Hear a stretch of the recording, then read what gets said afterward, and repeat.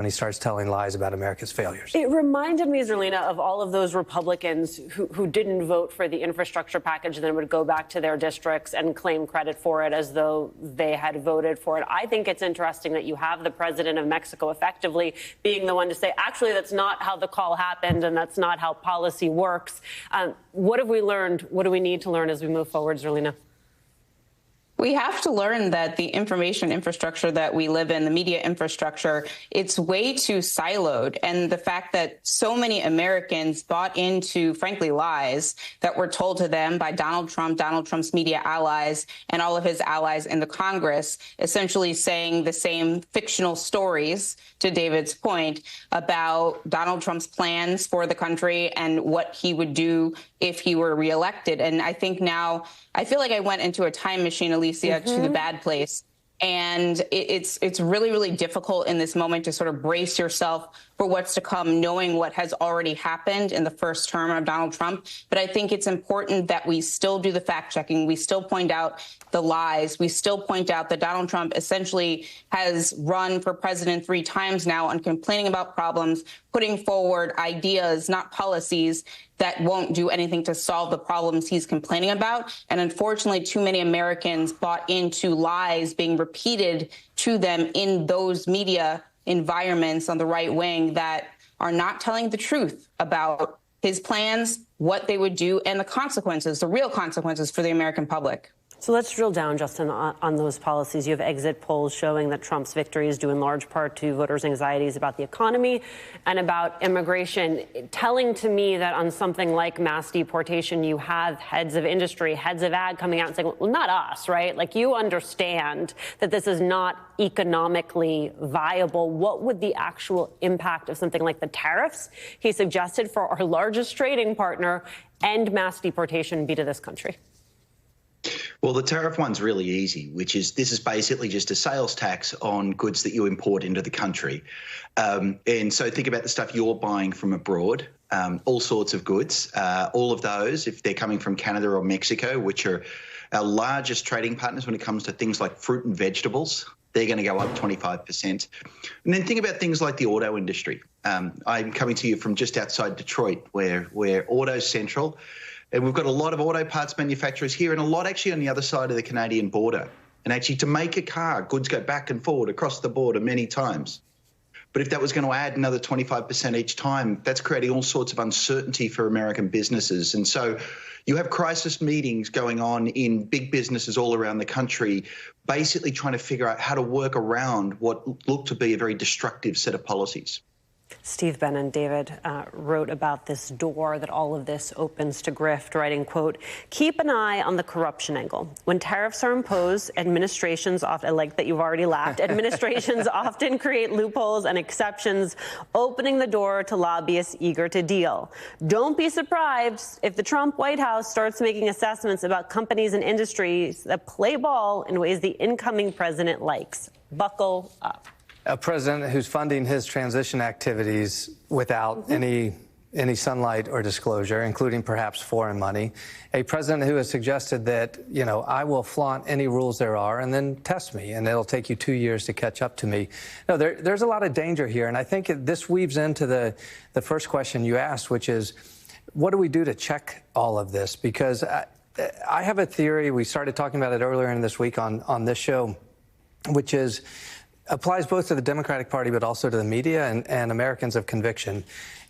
In some ways, the Democratic Party today is burdened with being the responsible party. The media is burdened with being the responsible actor. American voters who are trying to check all of this grift and this graft are responsible for being the check on this, when half the country has said, we don't care about being responsible. We just want to be selfish. And Donald Trump is letting us be selfish. And if part of us winning is allowing him to engage in grift and graft and allowing him to engage in some backhanded commerce that we don't see, we're allowed to go along with that. And what is really unsettling about it is, coming off of the election, those who have tried to act responsibly feel the pain of the loss. We didn't wake up after the election and think, oh, I'm upset because I was wrong.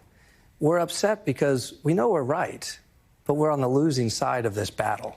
And so what does that mean for a responsible media, for a responsible electorate, for a responsible Democratic Party in this environment? The only answer is to double down in holding Donald Trump and his allies accountable and double down on trying to present a democracy that represents all people, even in a losing environment. But what does that mean, to double down? It means to keep doing what you're doing. I mean, I understand the autopsy report that you go through when you're losing, but let's not overreact to this. Again, you didn't come out of the election upset because you knew you were wrong. You knew you were right, but you lost.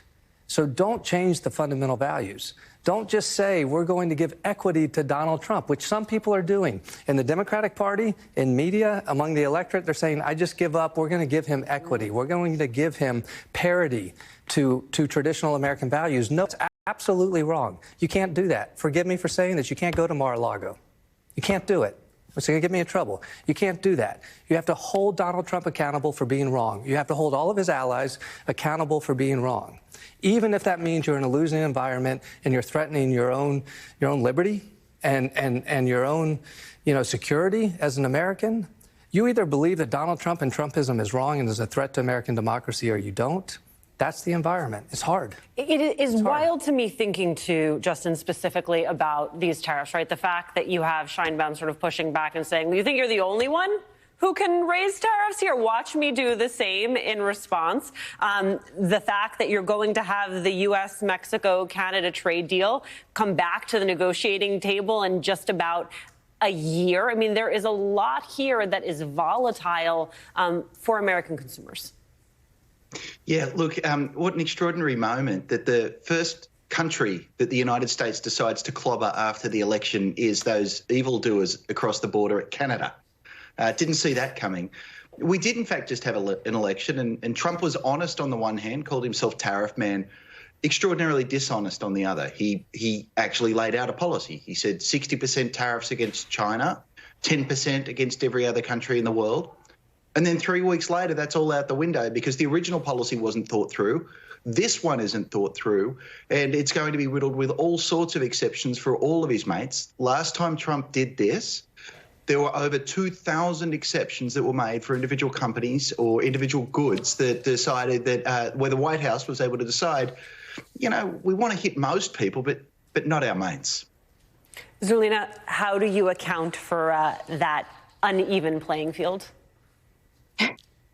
Well, there's an uneven playing field because Donald Trump has never been competent and is showing himself to be incompetent again. And I think that, unfortunately, all of the warnings that people were saying, like David and myself and all of the other folks in the mainstream media that were warning about a second Trump term, David is right. We just simply lost in a very close election with more than half of the country not participating, which is something we really need to work on.